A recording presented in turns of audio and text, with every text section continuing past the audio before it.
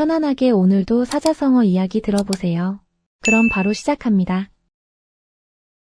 불문가지, 불문가지. 40살이 되던 해 처음으로 아버지와 진짜 대화를 나눠봤어요. 그동안 저희 아버지는 말이 별로 없으셔서 항상 답답했거든요. 무슨 생각을 하시는지, 저에 대해서 어떻게 생각하시는지 전혀 알 수가 없었어요. 그런데 그날 밤 아버지가 갑자기 제 방문을 두드리시더라고요. 들어오셔서는 한참 동안 아무 말씀도 안 하시다가 한마디 하시는 거예요. 너 요즘 힘들지? 저는 그 순간 깨달았어요. 아, 아버지는 항상 알고 계셨구나. 오늘 이야기할 사자성어가 바로 이런 상황과 딱 맞아떨어지는 말이에요. 불문가지라는 말인데요. 불은 아닐 불, 문은 물을 문, 가는 오를 가, 지는 알지예요. 직역하면 묻지 않아도 알 수 있다는 뜻이죠. 굳이 설명하지 않아도, 굳이 물어보지 않아도 이미 훤히 알고 있는 상황을 말해요. 너무나 당연하고 명백한 일이라서 굳이 확인할 필요도 없는 그런 것들 말이에요. 예를 들어 볼게요. 친구가 갑자기 머리를 짧게 자르고 나타났는데 평소보다 훨씬 밝아 보이고 표정도 환해졌다면? 뭔가 좋은 일이 있었다는 걸 굳이 물어보지 않아도 알 수 있잖아요. 아니면 회사에서 평소에 까다롭기로 유명한 팀장님이 오늘따라 유독 기분이 좋아 보인다면? 분명 승진 소식이라도 들었을 거라는 걸 불문가지로 알 수 있는 거죠. 그런데 이 말이 어떻게 생겨났는지 아세요? 이 이야기가 정말 재밌어요.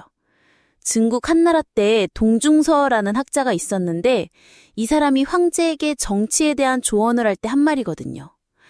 당시 황제가 나라를 다스리는 방법에 대해 자꾸 물어보니까 동중서가 이렇게 답한 거예요.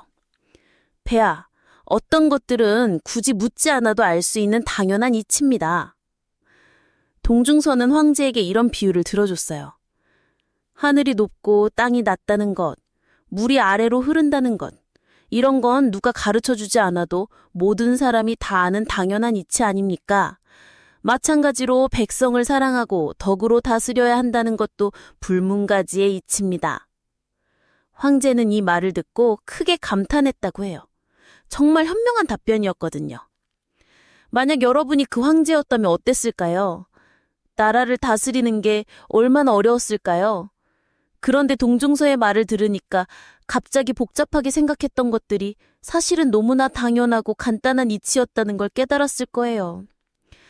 그래서 그때 제가 깨달은 건 사랑이라는 것도 정말 불문가지더라고요.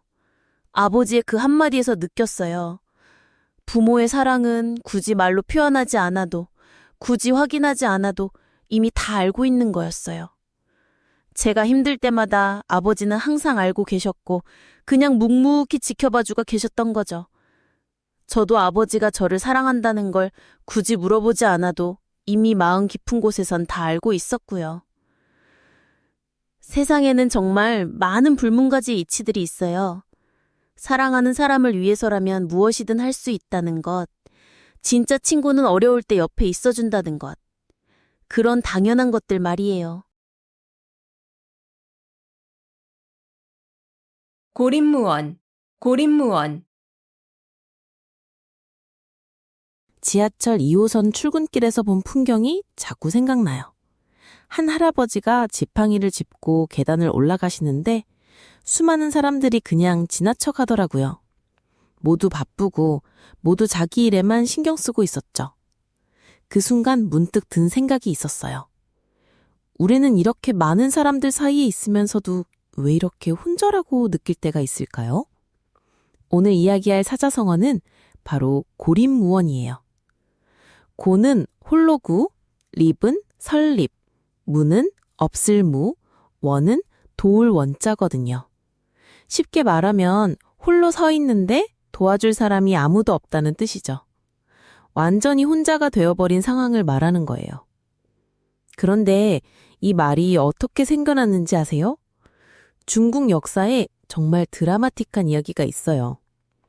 한나라 때 이릉이라는 장군이 있었는데 이 사람이 흉노족과 싸우러 갔다가 완전히 포위당해 버렸어요.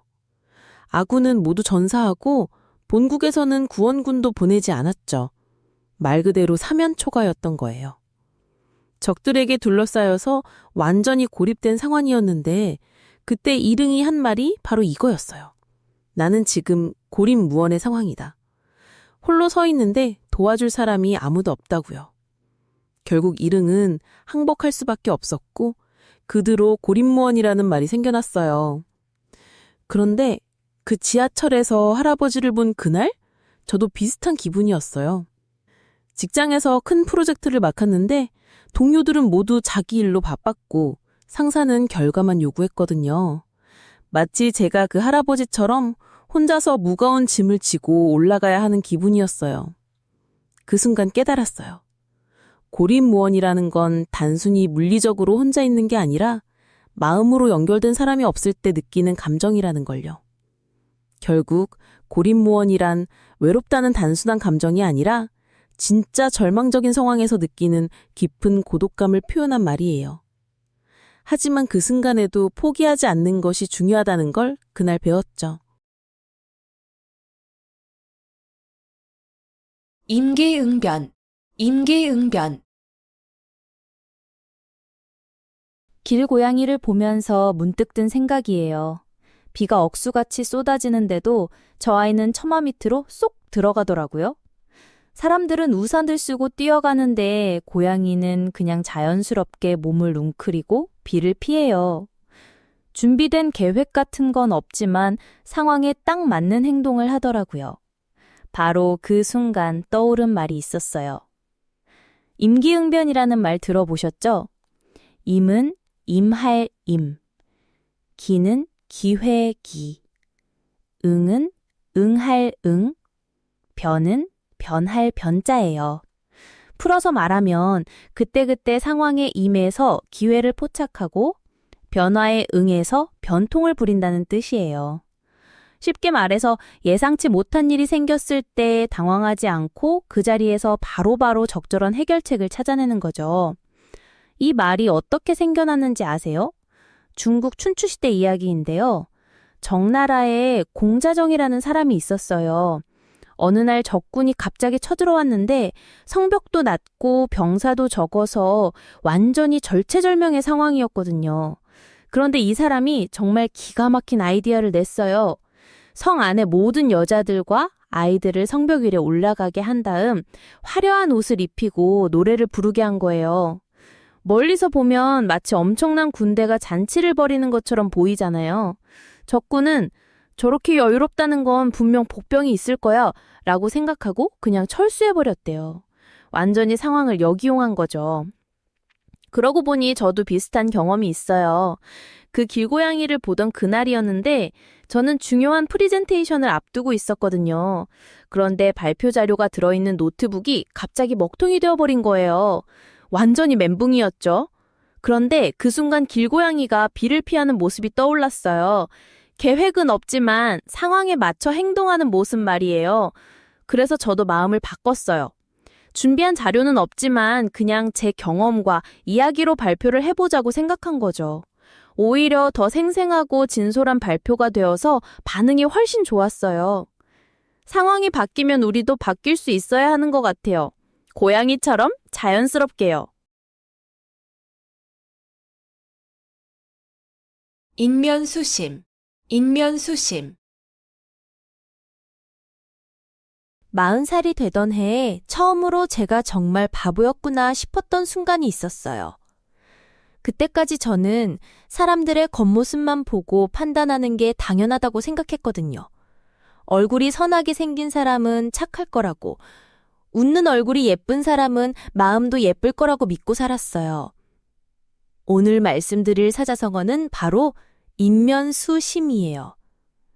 인은 사람인, 면은 얼굴면, 수는 짐승 수, 심은 마음 심자거든요. 사람의 얼굴을 하고 있지만 마음은 짐승과 같다는 뜻이에요. 겉으로는 사람처럼 보이지만 속마음은 잔인하고 악한 사람을 가리키는 말이죠. 이 말이 어떻게 생겨났는지 정말 흥미로운 이야기가 있어요. 중국 한나라 시대에 양용이라는 학자가 있었는데요. 이 사람이 어느 날 제자들과 대화를 나누다가 이런 말을 했어요. 사람이 사람다운 마음을 잃어버리면 겉모습이 아무리 사람 같아도 결국 짐승과 다를 바 없다고 말이에요. 그런데 정말 소름 돋는 건 양용이 이 말을 한 이유예요. 당시 궁궐에는 겉으로는 신하들에게 친절하게 대하면서도 뒤에서는 무고한 사람들을 모함하고 죽음으로 몰아넣는 간신들이 많았거든요. 양용은 그런 사람들을 보면서 저들은 사람의 탈을 쓴 짐승이구나 라고 생각했던 거예요. 그래서 그때 제가 깨달은 건 정말 중요한 건 얼굴이 아니라 그 사람이 어떤 행동을 하는지였어요. 제가 믿고 지냈던 그 사람은 항상 웃는 얼굴로 저에게 다가왔지만 제가 어려울 때는 모른 척했고 뒤에서는 저에 대한 좋지 않은 이야기를 퍼뜨리고 다녔거든요. 그제서야 인면수심이라는 말의 진짜 의미를 뼈저리게 느꼈어요. 진짜 사람다운 사람은 얼굴로 구분하는 게 아니라 마음으로 구분하는 거더라고요. 출가 외인, 출가 외인. 새벽 3시에 걸려온 전화 한 통이 제 인생을 바꿨어요. 엄마의 떨리는 목소리가 수화기 너머로 들려왔거든요. 네 언니가 시댁에서 혼자 힘들어하고 있는데 우리는 아무것도 해줄 수가 없구나. 그때 처음으로 깨달았어요. 결혼이라는 게 정말 무서운 선택이구나. 출가 외인이라는 말 들어보셨나요? 출가는 시집갈 출에 집가자, 외인은 밭갓 외의 사람인이에요. 글자 그대로 해석하면 시집간 여자는 이제 바깥 사람이 된다는 뜻이죠. 좀 더 쉽게 말하면 딸이 결혼하면 더 이상 친정 식구가 아니라 남의 집 사람이 된다는 얘기예요. 지금 들으면 참 서글픈 말이잖아요. 하지만 이 말이 왜 생겨났는지 알면 더 복잡한 마음이 들어요. 조선시대만 해도 결혼은 단순히 두 사람의 만남이 아니라 두 집안의 결합이었거든요. 여자가 시집을 가면 남편의 성실을 따르고 시댁의 제사를 모시고 시댁의 가문을 이어가는 역할을 맡았어요. 친정에서는 이제 그 딸을 자신들의 핏줄이라고 생각하지만 법적으로나 사회적으로는 완전히 다른 집안 사람이 되는 거죠. 특히 유교 문화에서는 이런 관념이 더욱 강했어요. 삼종지도라고 해서 여자는 어려서는 아버지를 따르고 결혼해서는 남편을 따르고 늙어서는 아들을 따라야 한다는 교리가 있었거든요. 그러니까 결혼과 동시에 친정과는 완전히 다른 삶을 살아야 했던 거예요. 그날 밤 전화를 받고 나서 저는 잠을 이룰 수가 없었어요. 언니는 분명 우리 가족인데 힘들 때 와서 기댈 수 있는 곳이 없다는 게 너무 이상했거든요. 아니, 정확히는 와도 되지만 눈치를 봐야 하고 너무 자주 오면 시댁에서 좋지 않게 볼까 봐 조심스러워하는 거죠. 그때 깨달았어요. 출가 외인이라는 말이 단순히 옛날 이야기가 아니라 지금도 우리 주변에 살아있는 현실이구나. 결국 가족이라는 건 혈연을 넘어서는 마음의 끈이어야 하는데 제도와 관습이 그 끈을 자꾸 끊으려고 하는 것 같아요. 그래서 더 단단하게 잡아야 하는 거겠죠, 서로를. 자수성가, 자수성가. 40살이 되던 해 처음으로 제가 진짜 무서워했던 건 성공이었어요. 이상하죠? 실패가 아니라 성공이 두려웠다니? 그때 저는 10년 넘게 다니던 회사에서 팀장까지 올라갔고 월급도 나쁘지 않았거든요. 그런데 어느 날 문득 거울을 보면서 든 생각이 이게 정말 제가 원했던 삶인가 하는 거였어요. 남들이 보기엔 성공한 사람이었지만 정말 제 손으로 이룬 게 하나도 없다는 생각이 들더라고요. 오늘 이야기할 사자성어는 바로 자수성가예요. 자는 스스로 자, 수는 손수, 성은 이룰 성, 가는 집 가라고 쓰거든요. 스스로 손으로 집을 이룬다는 뜻이에요. 쉽게 말하면 남의 도움 없이 자기 힘으로 성공을 이뤄낸다는 의미죠. 부모님의 재산이나 빽이 아니라 오로지 자신의 노력과 실력만으로 일어선 사람들을 가리키는 말이에요. 그런데 이 말이 어떻게 생겨났는지 아세요? 조선 후기에 상인 김만덕이라는 분이 계셨어요. 어려서 부모를 잃고 기생이 되어야 했던 그녀가 25살에 기생신분을 벗어나 장사를 시작했거든요. 그때만 해도 여자가 장사를 한다는 건 정말 상상도 할 수 없는 일이었어요. 더군다나 기생 출신이었으니까요. 하지만 김만덕은 포기하지 않았어요. 제주도와 육지 사이를 오가며 말, 소, 곡식을 거래했죠. 밤새 배를 타고 바다를 건너면서도 자신만의 상수를 개발해 나갔어요. 결국 조선 최고의 거상이 되었고 나중엔 나라에 쌀 1000석을 바칠 정도로 부자가 되었거든요. 만약 여러분이 그 시대에 태어났다면 그런 역경 속에서도 꿋꿋하게 자신의 길을 걸어갈 수 있었을까요? 저도 그 거울 앞에서 결심했어요. 이제라도 진짜 제 손으로 뭔가를 만들어 보자고요. 회사를 그만두고 작은 카페를 열었거든요. 처음엔 정말 힘들었어요. 하루 종일 서 있으니까 다리는 아프고 손님은 별로 없고 적자만 계속 쌓여가고요. 그런데 신기하게도 그때가 제일 행복했어요. 실패해도 제 실패고 성공해도 제 성공이니까요. 6개월 정도 지나니까 단골 손님들도 생기기 시작했고 1년 후엔 다른 지역에 2번째 매장도 낼 수 있었어요. 진짜 내 것은 내 손으로 만들어야 의미가 있더라고요. 자수성가. 정말 어려운 길이지만 그만큼 값진 성취예요. 삼고초려, 삼고초려. 엘리베이터가 바로 열린 그때 문득 든 생각이 있어요. 왜 이렇게 좋은 일이 생기면 괜히 미안해질까요? 아무것도 안 했는데 말이에요. 그런데 생각해보니까 정말 소중한 건 항상 기다림 없이 주어지지 않더라고요. 기다리고 또 기다려서 얻는 것들이 진짜 값진 거잖아요. 오늘 이야기할 사자성어도 그런 의미예요. 삼고초려. 삼은 3번이라는 뜻이고 고는 찾아간다는 의미예요. 초는 풀로 만든 집, 여는 오두막집을 말하거든요. 그러니까 풀로 만든 초라한 집을 3번이나 찾아간다는 뜻이에요. 뭔가 간절한 마음이 느껴지지 않나요? 정말 절실하게 누군가를 필요로 할 때 체면 같은 건 다 내려놓고 끝까지 정성을 다하는 거예요. 이 말이 어떻게 생겨났는지 정말 드라마틱한 이야기가 있어요. 중국 삼국시대 유비라는 사람이 있었어요. 그런데 이 사람 정말 절망적인 상황이었거든요.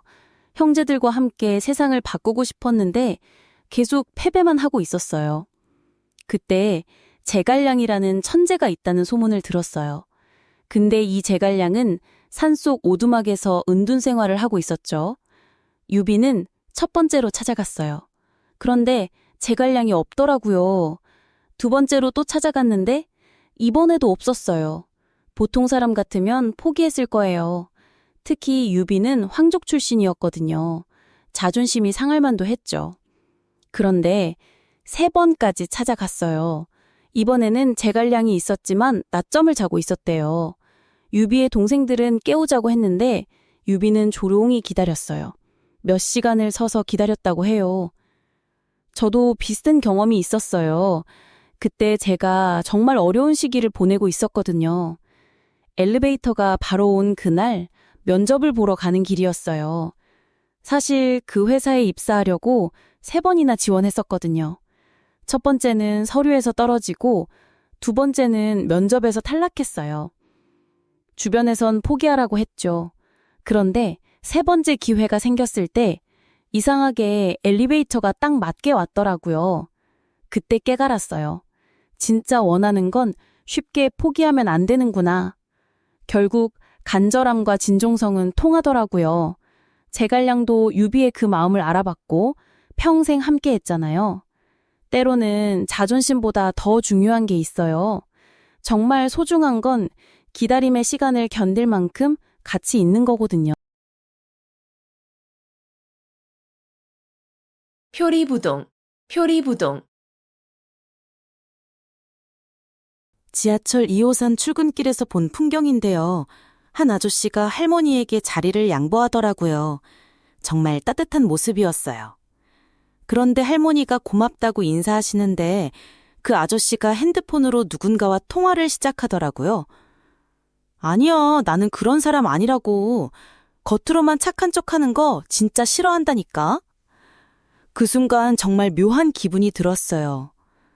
방금 전까지 따뜻했던 그 장면이 갑자기 다르게 보이기 시작했거든요. 여러분, 표리부동이라는 말 들어보셨죠? 표는 겉, 리는 속을 뜻해요. 부동은 다르다는 뜻이고요. 즉, 겉으로 보이는 모습과 속마음이 다르다는 의미예요. 한마디로 이중적인 사람, 앞뒤가 다른 사람을 가리킬 때 쓰는 말이거든요. 이 말이 어떻게 생겨났는지 아세요? 중국 당나라 시대 이야기예요. 당시 조정에 위징이라는 신하가 있었어요. 이 사람은 정말 특이했거든요. 태종 황제 앞에서는 언제나 충성스럽고 정직한 모습을 보였어요. 그런데 뒤에서는 다른 신하들과 모여서 황제를 비판하고 정치적 계략을 세우곤 했죠. 어느 날 태종이 이 사실을 알게 됐어요. 황제는 분노했지는 동시에 묘한 감정을 느꼈다고 해요. 위중의 공개적인 충성심과 사적인 비판 사이에서 어떤 게 진짜인지 알 수 없었거든요. 그때 다른 신하가 말했어요. 폐하, 저 사람은 표리부동합니다. 겉과 속이 전혀 다른 사람이에요. 이렇게 해서 표리부동이라는 말이 생겨났다고 전해져요. 그런데 그날 지하철에서 저도 비슷한 혼란을 느꼈어요. 그 아저씨의 친절이 진짜였을까요? 아니면 남들 보라고 한 행동이었을까요? 며칠 동안 계속 생각났거든요. 그러다가 문득 깨달았어요. 어쩌면 우리 모두가 조금씩은 표리부동한 면이 있는 건 아닐까요? 완벽하게 일치하는 사람이 과연 몇 명이나 될까 싶더라고요. 진짜 문제는 그 차이를 악용하는 마음인 것 같아요. 겉과 속이 조금 다른 건 인간이니까 그럴 수 있지만 그걸 이용해서 남을 속이려 한다면 그때 비로소 표리부동이 되는 거겠죠. 절치부심, 절치부심. 40살이 되던 해 처음으로 누군가에게 고개를 숙이며 사과를 했어요. 그것도 제가 잘못한 게 아니었는데 말이죠. 그날 밤 이를 악물고 잠들었던 그 감정을 한마디로 표현한다면 바로 절치부심이었거든요. 절치부심, 이 네 글자를 풀어보면 참 생생해요. 절치는 이를 갈 절, 이치. 그러니까 이를 갈다는 뜻이고 부심은 썩을 부의 마음 심자예요. 마음이 썩는다는 표현 좀 무섭지 않나요? 이를 갈며 마음이 썩도록 분하고 원통해야 한다는 뜻이거든요. 단순히 화가 나는 정도가 아니라 밤잠을 설칠 만큼 억울하고 분할 때 쓰는 말이에요. 그런데 이 말이 어떻게 생겨나는지 아세요? 춘추시대 오나라 이야기예요. 오왕 함녀가 월나라와의 전쟁에서 화살에 맞아 죽었어요. 아들 부차가 왕위를 이어받았는데 아버지의 원수를 갚겠다고 다짐했죠. 부차는 매일 밤 아버지의 무덤 앞에서 이를 갈며 복수를 다짐했어요. 그런데 여기서 끝이 아니에요. 부차는 침실문 앞에 장작을 쌓아두고 잠자리에 들 때마다 그 딱딱한 장작 위에 누워졌어요. 편안하게 자면 복수의 명함이 흐려칠까 봐서요. 몸이 아파야 마음의 아픔을 잊지 않는다고 생각했던 거죠. 이게 바로 와신상담의 이야기이기도 해요. 만약 여러분이 그 상황이었다면 어땠을까요? 매일 밤 장작 위에서 이를 갈며 잠들 수 있었을까요? 그래서 그때 제가 깨달은 건 절치부심이라는 게 단순한 분노가 아니라는 거였어요. 그 억울함을 에너지로 바꿔서 더 단단해지는 과정이더라고요. 사과를 하고 나서 집에 돌아와서 이를 악물고 생각했어요. 언젠가는 제 실력으로 이런 상황을 만들지 않겠다고요. 그 분함이 저를 더 열심히 만들었거든요. 절치부심. 때로는 이런 마음도 우리들 성장시키는 힘이 되나 봐요. 화이부동, 화이부동. 길거리에서 만난 할머니 한 분이 해주신 말씀이 지금도 귀에 맴돌아요. 그날 저는 친구들과 크게 싸우고 나서 혼자 동네를 걷고 있었거든요. 다 제 고집 때문이었어요. 제가 옳다고 생각하는 걸 끝까지 밀어붙였다가 결국 친구들과 등 돌리게 된 거죠. 그런데 그 할머니가 갑자기 저에게 다가오시더니 이런 말씀을 하시는 거예요. 젊은이, 왜 그렇게 풀이 죽어 있어? 사람은 말이지 서로 다른 게 당연한 거야. 그런데 그 다름을 인정하면서도 함께 어울려 살 수 있는 거라고. 오늘 이야기할 사자성어가 바로 화이부동이에요. 화자는 화목할 화, 이자는 어조사 이, 부자는 아닐 부, 동자는 같을 동자예요. 풀이에 보면 화목하되 각지는 않다는 뜻이거든요. 쉽게 말해서 서로 다른 생각을 가지고 있어도 그 차이를 인정하면서 조화롭게 지낼 수 있다는 의미예요. 요즘 말로 하면 다양성을 존중하면서도 함께 어울려 사는 지혜라고 할 수 있죠. 회사에서도 보면 각자 다른 의견을 가진 동료들이 서로를 존중하면서 좋은 결과를 만들어내는 팀이 있잖아요. 그런 상황에서 쓸 수 있는 말이에요. 그런데 이 말이 어떻게 생겨났는지 아세요? 이건 공자님이 하신 말씀에서 나온 거예요. 당시 춘추 시대는 정말 혼란스러웠어요. 여러 나라들이 서로 싸우고 사람들은 자기 생각만 옳다고 우기던 시대였거든요. 그런 상황에서 공자님은 제자들에게 이런 가르침을 주셨어요.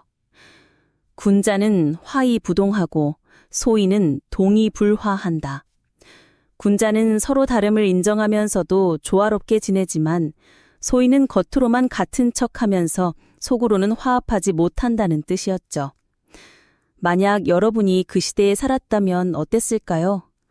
모든 사람이 자기 의견만 고집하고 다른 생각은 틀렸다고 여기던 그런 세상에서 말이에요. 공자님의 이 가르침이 얼마나 혁신적이었을지 상상이 되시나요? 그래서 그때 제가 깨달은 건 그 할머니 말씀이 맞았다는 거예요. 저는 친구들과 다른 의견을 가진 걸 문제라고 생각했는데 사실은 그 다름 자체가 소중한 거였어요. 서로 다른 관점을 가지고 있으니까 더 좋은 아이디어가 나올 수 있는 건데 저는 그걸 못 봤던 거죠. 결국 제가 먼저 친구들에게 연락했어요. 제 고집이 틀렸다고 사과하는 게 아니라 서로 다른 생각을 가질 수 있다는 걸 인정한다고 말했거든요. 그랬더니 친구들도 마음을 열더라고요. 진짜 지혜로운 사람은 다름을 두려워하지 않으면서도 함께 어울릴 줄 아는 사람이에요. 권모술수, 권모술수. 여러분, 어제 회사 회의실에서 정말 소름 돋는 장면을 목격했어요. 팀장님이 프레젠테이션을 하고 계시는데 갑자기 한 동료가 손을 번쩍 들더니 이 부분에서 데이터가 조금 이상한 것 같은데요? 라고 하더라고요. 그 순간 회의실 분위기가 싸늘해졌어요. 근데 나중에 알고 보니 그 동료가 미리 그 데이터를 분석해서 팀장님을 곤란하게 만들 타이밍을 노리고 있었던 거예요. 승진을 위한 계산된 한 수였던 거죠. 이런 상황을 딱 한마디로 표현하는 사자성어가 있어요. 바로 권모술수예요. 권은 권세나 권력을 뜻하고 모는 꾀나 계략을 의미해요. 술은 수단이나 방법을 뜻하고 수는 계산이나 셈을 나타내죠. 쉽게 말해서 권력을 잡기 위해 온갖 꾀와 계략을 부리는 것을 말해요. 그런데 이 말이 어떻게 생겨났는지 정말 흥미로운 이야기가 있어요.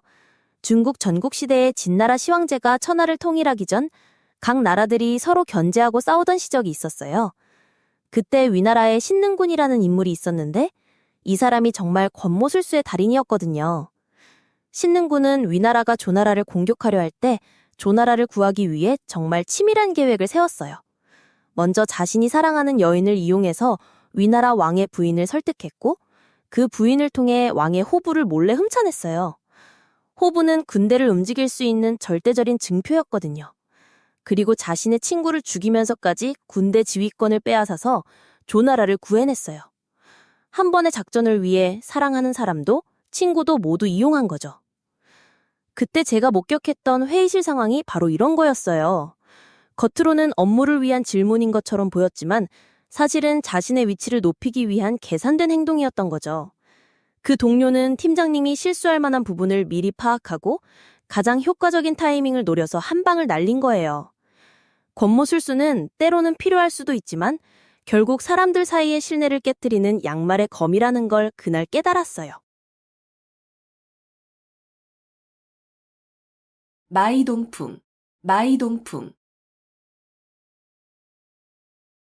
길고양이를 보면서 문득 든 생각이 있어요. 매일 같은 길에서 만나는 회색털 고양이가 하나 있거든요. 사람들이 지나다니면서 야옹아 이리 와 하고 부르면 고개도 안 돌려요. 먹이를 주려고 해도 그냥 자기 갈 길만 가더라고요. 처음엔 성격이 까칠한 줄 알았는데 어느 날 보니까 그 고양이 귀에 문제가 있더라고요. 들리지 않는 거였어요. 그런데 정말 신기한 건 들리지 않는 고양이보다 더 무서운 게 있다는 거예요. 바로 들리는데도 안 들리는 척하는 사람들 말이에요. 마이동풍이란 말이 딱 이런 상황을 표현한 말이거든요. 마이동풍은 마의 귀에 동풍이라는 뜻이에요. 마는 말, 이는 귀, 동풍은 동쪽에서 불어오는 따뜻한 봄바람을 의미해요. 말의 귀에 봄바람이 스쳐 지나간다는 뜻인데 아무리 좋은 말이나 충고를 해도 전혀 듣지 않고 흘려버리는 상황을 말해요. 마치 바람이 귀를 스쳐 지나가듯이 말이에요. 이 말이 어떻게 생겨났는지 정말 재미있는 이야기가 있어요. 당나라 때 이백이라는 유명한 시인이 있었는데 이 사람이 어느 날 친구와 술을 마시면서 정치에 대해 열띤 토론을 벌였대요. 이백이 나라의 현실을 걱정하며 개혁의 필요성을 열변을 토했는데 친구는 계속 딴청만 피우는 거예요. 술잔만 기울이면서 그래 하면서도 정작 제대로 듣지 않더라고요. 화가 난 이백이 한 말이 왕이 동풍과사였어요. 왕은 헛되이라는 뜻이고 이동풍은 이동풍, 과사는 지나간다는 의미거든요. 동풍이 헛되이 지나간다는 뜻으로 좋은 말이 아무 소용없이 흘러간다는 의미였죠. 나중에 이 표현이 변해서 마이동풍이 되었다고 해요. 그런데 그 길고양이 이야기로 돌아가 보니까 저도 그 고양이와 별반 다르지 않았더라고요. 엄마가 너 요즘 너무 피곤해 보인다. 좀 쉬어라 하면 알겠어요 하고 대답은 했지만 정작 계속 야근하고 있었거든요. 친구가 그 사람과는 거리를 두는 게 좋겠어.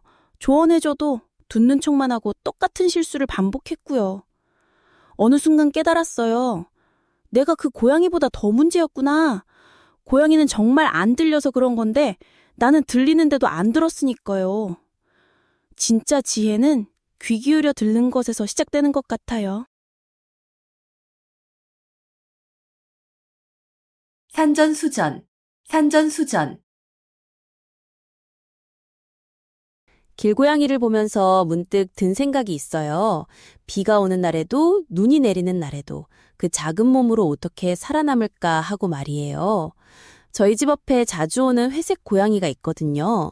처음엔 말랐는데 점점 살이 오르는 걸 보면서 진짜 신기했어요. 어디서 어떻게 먹이를 구하는지, 추운 겨울을 어떻게 버티는지 궁금했거든요. 오늘 말씀드릴 사자성어는 바로 산전수전이에요. 산자에 싸울 전자, 물수자에 싸울 전자를 써서 산전수전이라고 해요. 말 그대로 산에서도 싸우고 물에서도 싸운다는 뜻이거든요. 그런데 여기서 싸운다는 건 실제로 누구랑 주먹다짐을 한다는 게 아니라 온갖 어려운 일들을 겪으면서 살아왔다는 의미예요. 요즘 말로 하면 별의별 일을 다 겪어봤다 정도가 되겠죠. 그런데 이 말을 어떻게 생겨났는지 아세요? 중국 한나라 때 한신이라는 장군이 있었어요. 이 사람은 정말 험난한 삶을 살았거든요. 어릴 때는 너무 가난해서 밥을 못 먹어서 빨래하는 아주머니가 주는 밥으로 연명하기도 했대요. 그런데 이런 고생을 하면서도 포기하지 않고 결국 유방을 도와 천하를 통일하는 데 큰 공을 세웠어요. 산에서도 물에서도 어떤 전투든 승리를 이끌어낸 거죠. 사람들이 그런 한신을 보며 저 사람은 정말 산전수전을 다 겪었구나 라고 말했던 거예요. 그 회색 고양이 이야기로 돌아가 볼게요. 어느 날 새벽에 쓰레기를 버리러 나갔는데 그 고양이가 골목 구석에서 새끼 3마리를 낳아서 키우고 있더라고요. 비바람이 몰아치는 밤에도 사람들이 쫓아내려고 해도 그 작은 몸으로 새끼들을 지키고 있었어요. 그때 깨달았어요. 저 고양이야말로 진짜 산전수전을 다 겪으면서도 살아남은 거구나. 우리 인간들도 마찬가지잖아요. 살다 보면 예상치 못한 일들이 계속 생기는데 그때마다 포기하지 않고 버텨내는 게 바로 산전수전의 의미인 거죠. 산전수전을 다 겪었다는 건 단순히 고생만 많이 했다는 게 아니라 그 모든 걸 견뎌내고 살아남았다는 뜻이에요. 그래서 더 멋진 말인 것 같아요.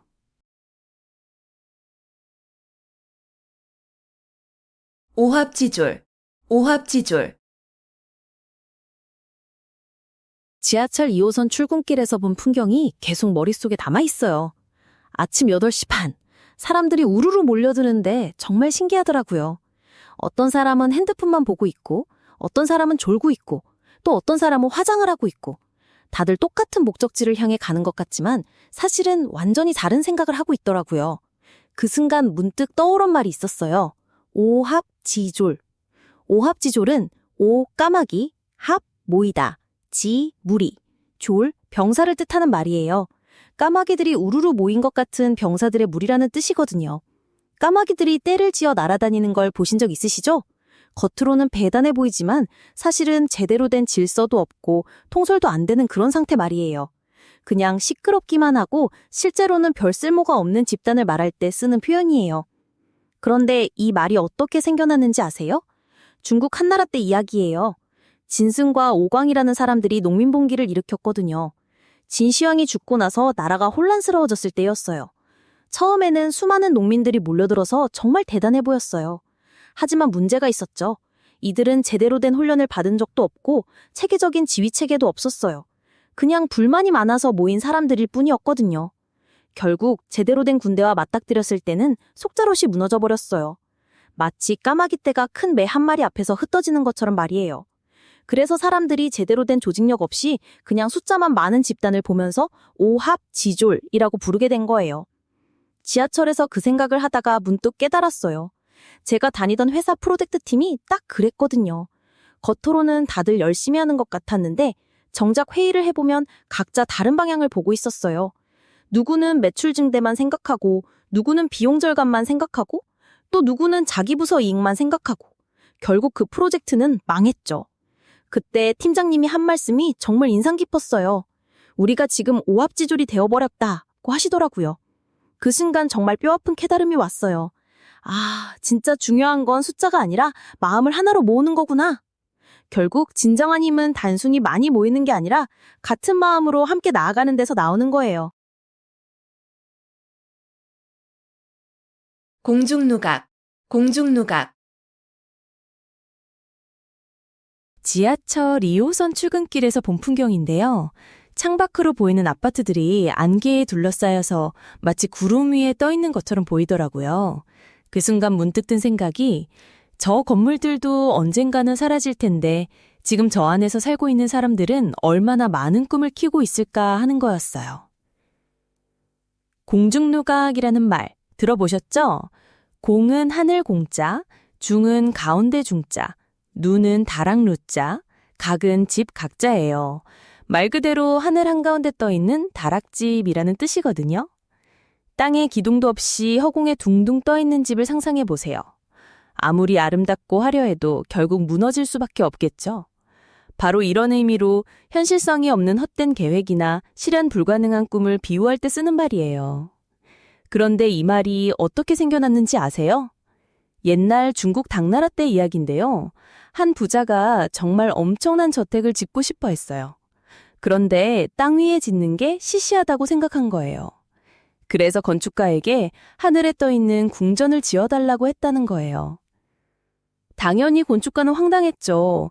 아무리 돈이 많아도 중력을 거스를 순 없잖아요. 하지만 그 부자는 계속 고집을 부렸고 결국 그 무모한 계획 때문에 전 재산을 날리고 말았다고 해요. 사람들이 이 이야기를 전하면서 현실을 무시한 허황된 꿈을 공중누각이라고 부르게 된 거죠. 그래서 그때 제가 깨달은 건 제가 그동안 품고 있던 많은 계획들이 사실 공중누각이었구나 하는 거였어요. 지하철 창밖 그 아파트들처럼 겉보기엔 안정적이고 견고해 보이지만 실제로는 아무런 기초도 없이 떠있는 꿈들이었던 거죠.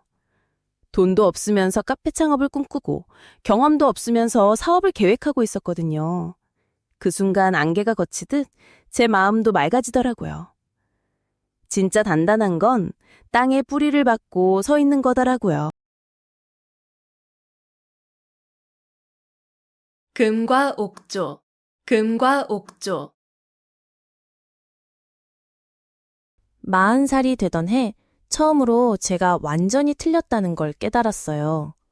20살 때부터 20년 동안 저만의 철칙이 있었거든요. 절대 남한테 약한 모습을 보이지 않기, 항상 강해 보이기, 도움을 요청하지 않기. 이 3가지 규칙을 금과 옥조처럼 지키며 살았어요. 그런데 금과 옥조라는 말, 정말 무겁고 소중한 의미를 담고 있어요. 금과 옥조에서 금은 금, 그 황금을 뜻하고 관은 법칙이나 조문을 의미해요. 옥은 옥, 그 귀한 보석을 말하고 조는 조항이나 규정을 뜻하죠. 그러니까 금과 옥조는 금이나 옥처럼 귀중하고 소중한 법칙이나 규정이라는 뜻이에요. 절대 어겨서는 안 되는 소중한 원칙을 말할 때 쓰는 표현이거든요. 이 말이 어떻게 생겨났는지 정말 흥미로워요. 중국 한나라 때 일인데 당시 황제가 나라를 다스리는 법을 만들 때 가장 중요한 조항들을 금판과 옥판에 새겨서 보관했다고 해요. 일반적인 법은 대나무나 나무에 새겼는데 정말 중요하고 절대 바뀌어서는 안 되는 근본적인 법칙만큼은 금과 옥에 새겨서 궁궐 깊숙한 곳에 보관했던 거죠. 그만큼 귀중하고 변하지 않는 원칙이라는 의미였어요. 생각해보면 그 시대 사람들에게 금과 옥이 얼마나 귀한 것이었을까요? 그 귀한 것에 새길 만큼 소중한 가치가 바로 금과 옥조였던 거예요. 그래서 그때 제가 깨달은 건 제가 그렇게 소중히 여기던 철칙들이 사실은 저를 더 외롭게 만들고 있었다는 거였어요.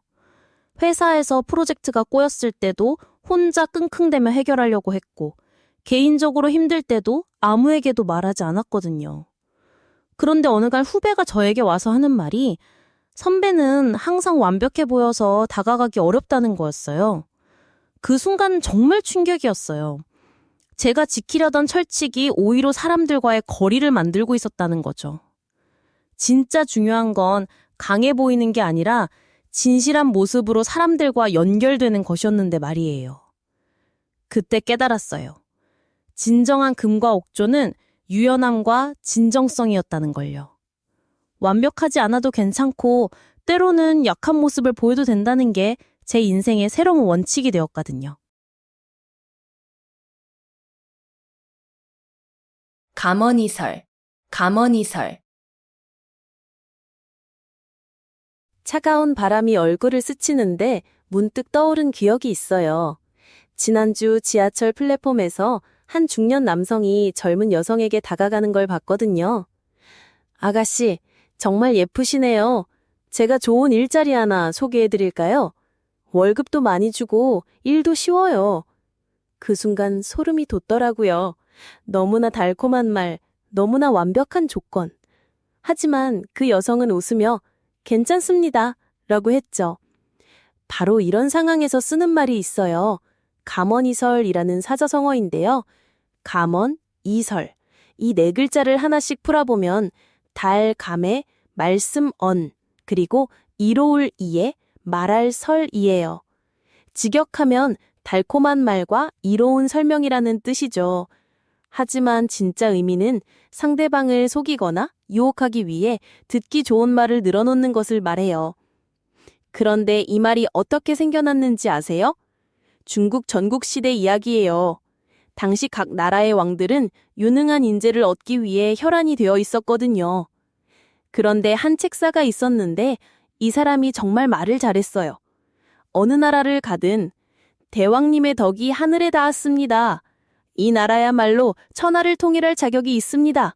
라며 달콤한 말들을 쏟아냈죠. 왕들은 그 말에 넘어가서 높은 벼슬과 많은 재물을 줬어요.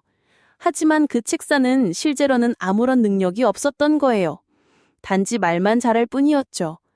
결국 그가 조언한 나라들은 하나둘씩 망해갔고 사람들은 달콤한 말과 그럴듯한 설명으로 남을 속이는 것을 감언이설이라고 부르기 시작했어요.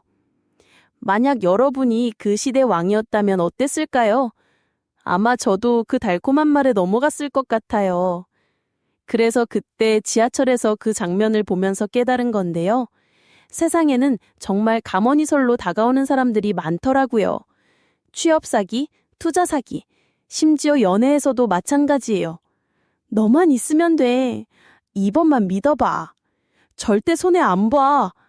이런 말 뒤에는 항상 함정이 숨어 있었거든요. 그 여성이 거절한 이유도 아마 본능적으로 느꼈을 거예요. 너무 달콤한 말은 독이 될 수 있다는 걸요. 결국 진짜 좋은 말은 달콤하지 않아도 마음에 와닿는 법이에요. 감언이설을 구별하는 지혜가 바로 우리를 지켜주는 방패가 되는 거죠. 자초지종, 자초지종. 40살이 되던 해 처음으로 제가 완전히 망가진 날이 있었어요. 그날 아침에 일어나서 뭔가 이상하다는 생각이 들었거든요. 평소 같으면 바로 씻고 나가는데 그날은 침대에 누워서 천장만 계속 바라보고 있더라고요. 별것 아닌 일들이 연달아 터졌어요. 커피 머신이 고장나고 지하철이 지연되고 회사에서는 갑자기 프로젝트가 엎어지고 보통 같으면 그냥 넘어갔을 일들인데 그날은 왜 그렇게 모든 게 연결고리처럼 느껴지던지 마치 누군가 제 하루를 미리 짜놓고 연출하는 것 같았어요. 그런데 여러분, 자초지종이라는 말 들어보셨죠? 자자, 초초, 지지, 종종. 스스로 자, 처음 초, 이를지, 마칠 종. 즉, 처음부터 끝까지 전체 과정을 다 한다는 뜻이에요. 어떤 일의 시작과 경과, 그리고 결말까지 모든 걸 꿰뚫고 있다는 거거든요. 요즘 같으면 완전 스포일러하는 사람이라고 할 수 있겠네요. 드라마 첫 화 보면서 이미 마지막 화까지 다 아는 그런 상황 말이에요. 누가 누구랑 결혼하고, 누가 배신하고, 누가 죽는지까지 다 아는 거죠. 이 말이 어떻게 생겨났는지 정말 재미있는 이야기가 있어요. 한나라 때 동중서라는 학자가 있었는데 이 사람이 진짜 대단했거든요. 어떤 사건이 일어나면 그 배경부터 시작해서 앞으로 어떻게 될지까지 정확하게 예측했어요. 한 번은 황제가 어려운 문제로 고민하고 있을 때 신하들은 모두 당장 눈앞에 해결책만 내놓았는데 동중서만은 달랐어요. 그는 이 문제가 언제부터 시작됐고 왜 이런 상황이 됐으며 지금 어떤 조치를 취해야 나중에 어떤 결과가 나올지까지 상세하게 설명했어요. 마치 시간여행을 다녀온 사람처럼 말이에요. 황제가 놀라서 물었어요. 도대체 어떻게 이 모든 걸 다 알 수 있는가? 그때 동중서가 답했죠. 저는 자초지종을 봅니다. 모든 일에는 시작이 있고 과정이 있으며 결말이 있는 법이니까요. 그래서 그날 제가 깨달은 건 제가 겪고 있던 모든 일들이 사실 연결되어 있었다는 거예요. 커피 머신 고장은 제가 며칠 전부터 제대로 관리하지 않았던 결과였고 지하철 지연도 평소보다 늦게 집을 나선 제 탓이었어요. 회사 프로젝트가 엎어진 것도 사실 몇 주 전부터 신호가 있었는데 제가 무시했던 거였고요. 그 순간 깨달았어요. 제가 지금까지 살면서 늘 당장 문 앞에 문제만 보려고 했구나. 하지만 진짜 중요한 건 자초지종을 보는 거였어요. 시작이 어땠는지, 과정에서 뭘 놓쳤는지, 그래서 지금 어떤 상황인지를 정확히 파악하는 것. 그래야 앞으로도 같은 실수를 반복하지 않을 수 있거든요. 결국 인생도 하나의 긴 이야기라는 걸 그날 처음 제대로 이해했어요. 자초지종을 아는 사람이 되어야겠다고 생각했죠. 촌철살인, 촌철살인. 길고양이를 보면서 문득 든 생각이에요. 저 작은 몸집으로 어떻게 그렇게 당당할 수 있을까? 몸집은 작지만 눈빛만으로도 큰 개를 물러서게 만드는 걸 본 적이 있거든요. 그 순간 깨달았어요. 크기가 중요한 게 아니라 집중된 힘이 진짜 무서운 거구나. 오늘 말씀드릴 사자성어가 바로 이거예요. 촌철살인. 촌은 한치라는 뜻이고 철은 쇠붙이나 무기를 말해요. 살인은 사람을 죽인다는 뜻이죠.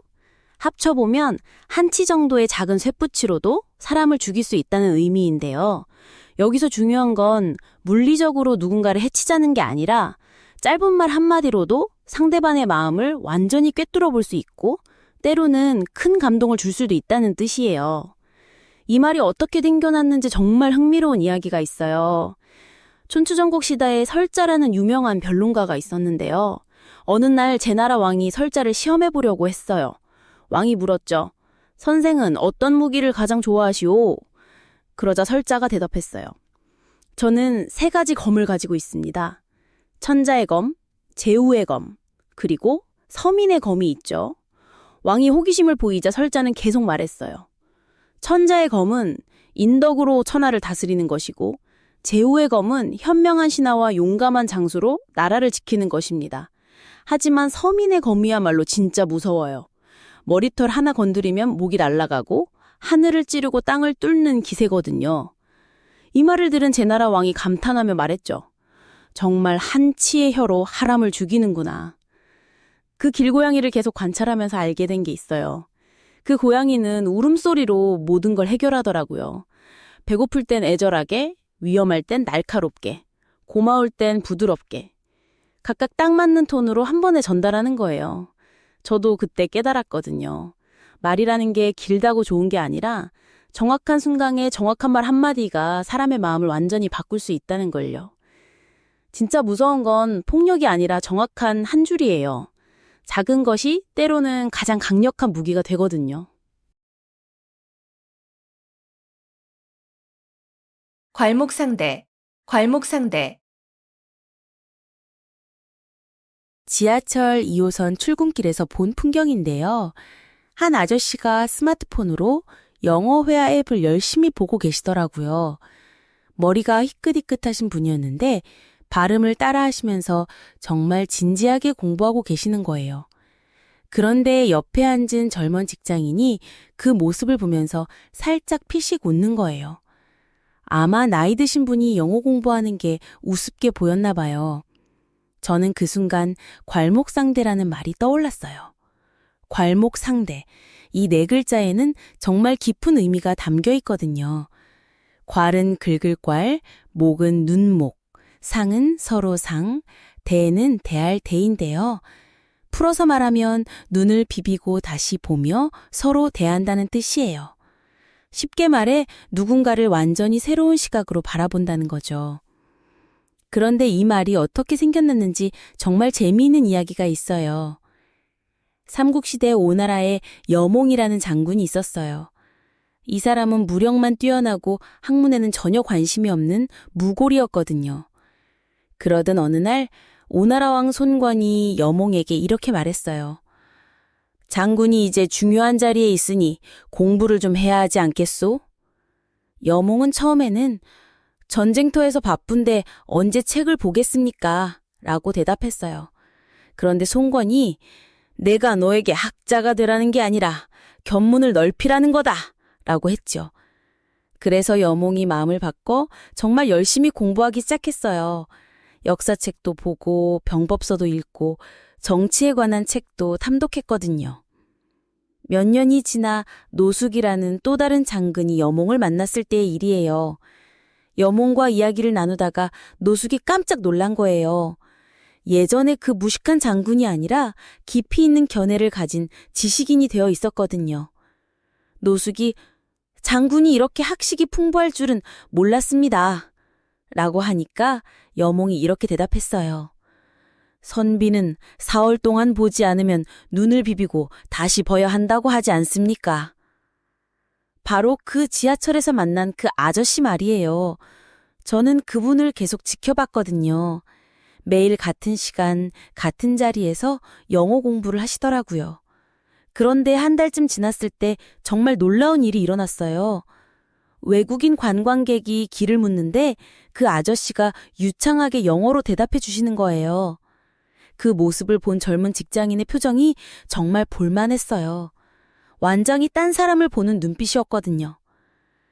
결국 사람은 끊임없이 변하고 성장하는 존재예요.